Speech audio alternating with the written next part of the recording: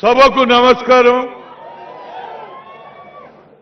తెలంగాణ ముఖ్యమంత్రి మా మిత్రుడు 4 సంవత్సరాలలోనే ఈ రాష్ట్రంలో ముఖ్యమంత్రి అయినటువంటి ఏకైక వ్యక్తి భారతదేశంలో ఎవరు లేరు.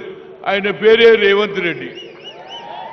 అదేవిధంగా మన తెలంగాణ ముఖ్యమంత్రి పొన్నం ప్రభాకర్ ఇన్ఛార్జ్, అదేవిధంగా జూపల్లి కృష్ణారావు గారు, అదేవిధంగా మా చెల్లె మేయర్ విజయలక్ష్మి గారు, అదేవిధంగా అనిల్ కుమార్ యాదవ్ గారు, అదేవిధంగా మా అక్క సీతక్క, అదేవిధంగా వీవులక్క, వీరందరూ వచ్చారు. వేదిక పైన కార్పొరేటర్స్, అదేవిధంగా సీనియర్ నాయకులు అందరూ ఉన్నారు. అందరికీ నా హృదయపూర్వక ధన్యవాదాలు.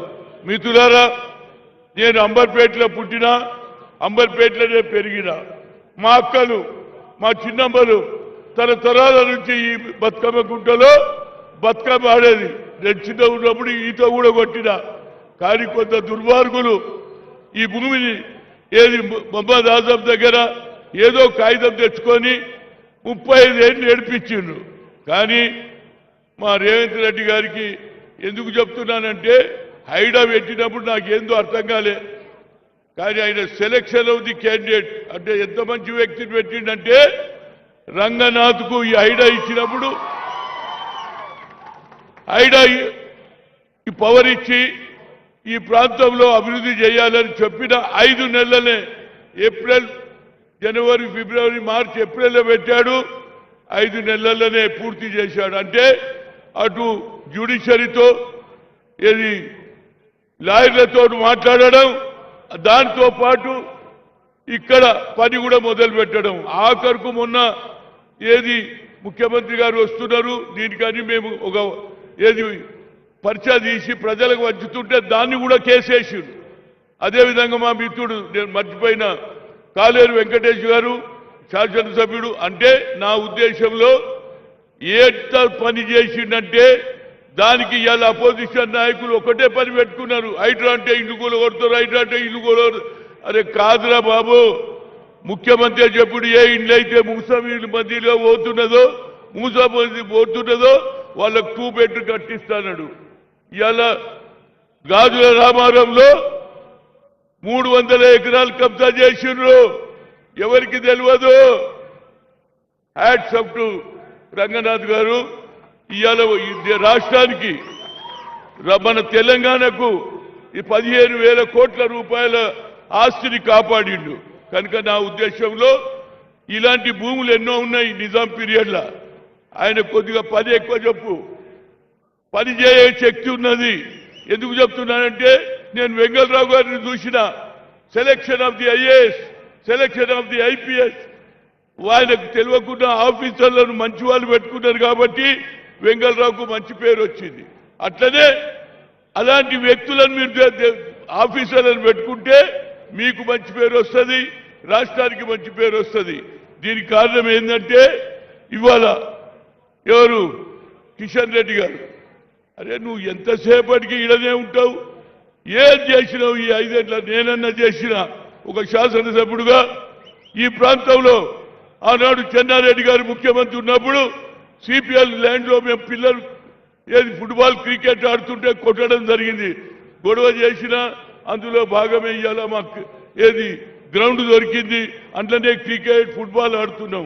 అందులోనే Rajiv Gandhi international swimming pool కట్టించాం.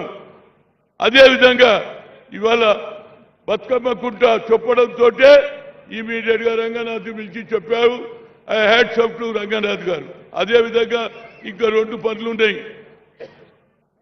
ఆనాడు ఏది రాజశేఖర రెడ్డి గారు ఉన్నప్పుడు ఆనాడు ఇక్కడ ఏది ఫౌండేషన్ కూడా చేసినాం గౌతు లచ్చన్న పేరు మీద.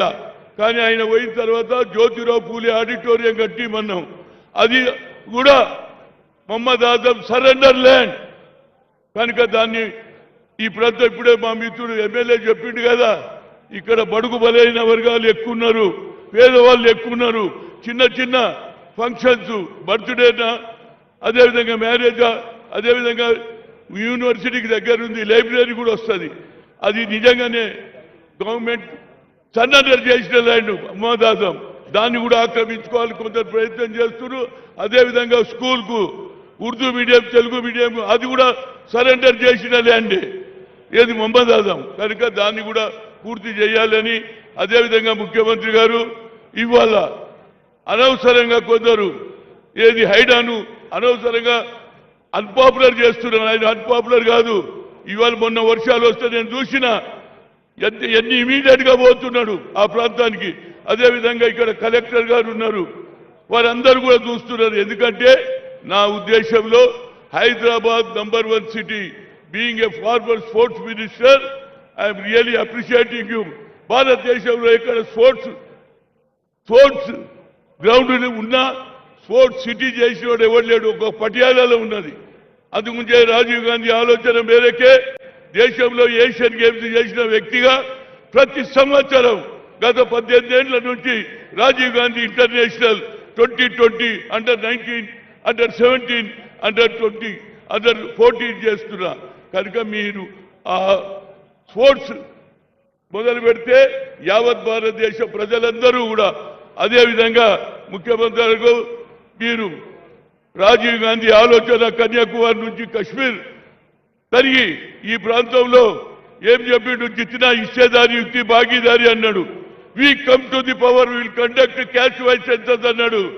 ఈ భారతదేశంలో మొదటి వ్యక్తి నువ్వే ఇంప్లిమెంట్ చేసినావు.